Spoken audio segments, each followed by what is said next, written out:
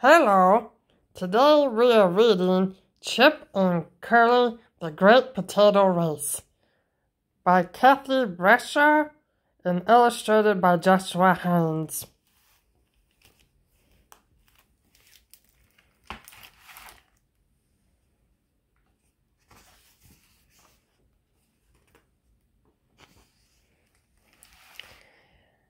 The Spud City Festival was just days away, and the whole town was getting ready.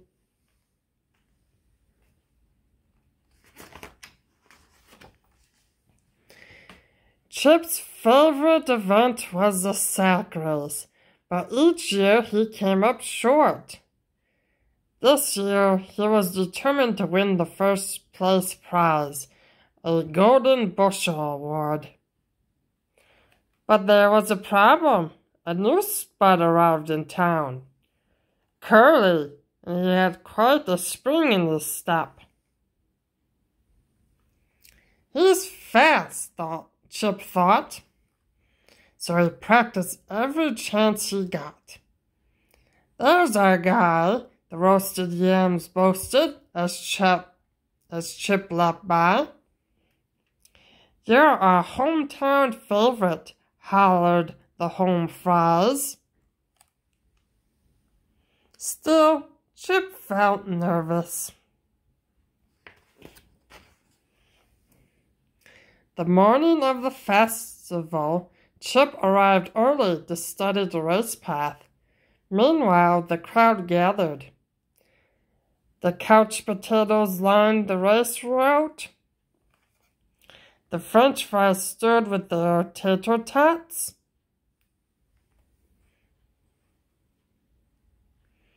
And the sweet potatoes practiced cheers. After stretching, Chip high-fived the tots and posed for pictures. Everything was going great until...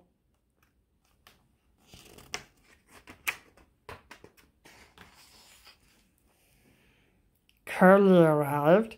Leaping towards the other racers, Chip groaned. To top it off, Curly wedged in next to him at the starting line. Chip grabbed his sack and stared straight ahead. He wanted to win more than ever. Ready, set, go, said the announcer. The potatoes hopped forward, and Chip whipped past everyone. Chip, Chip, Chip, chanted the crowd. I've got this in the bag, he thought.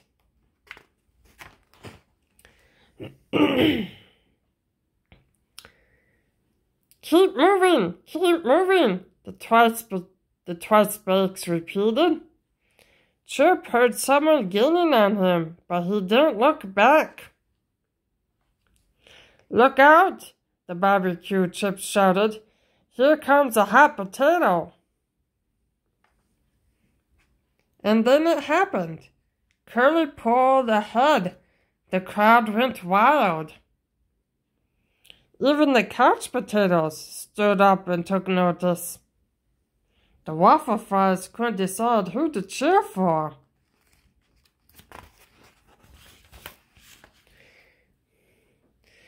Chip hopped faster, but he couldn't catch up. Just ahead, a tree root stuck out of the ground. Chip had his eyes on it, but Curly headed right toward it. Curly tripped and tumbled to the ground. A thought sprouted in Chip's mind. With Curly down, this was his chance to win. He zipped past Curly and took the lead.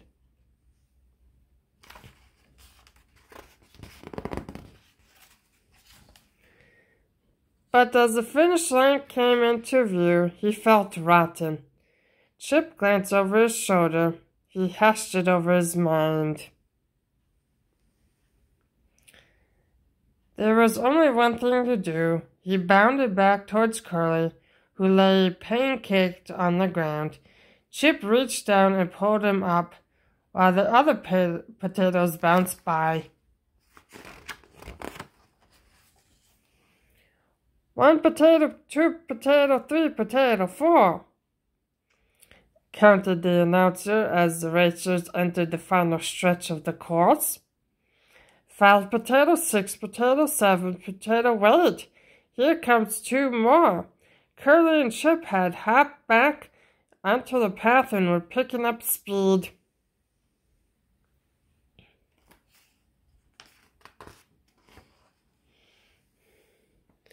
In a flash, Curly appeared ahead of the pack with Chip on his heels. As they neared the end of the race, Chip barreled along and gave it all he had, but it was no use. Curly sprang across the finish line. In an instant, Chip's dreams of winning were mashed.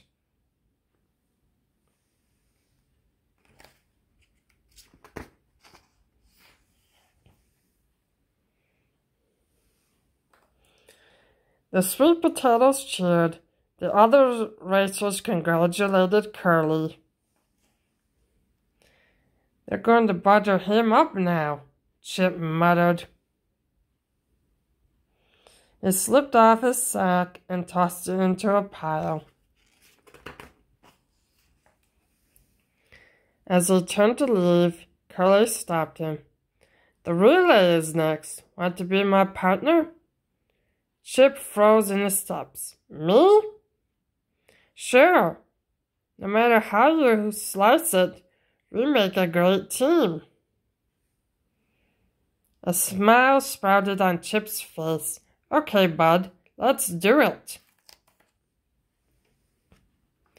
They practiced on the sidelines. Before long, they were in a groove. Maybe I'll finally win a Golden Bush Award, said Chip. But there was a problem. A new team had arrived. The shoestring fries. They were lean and snappy and moved in perfect step.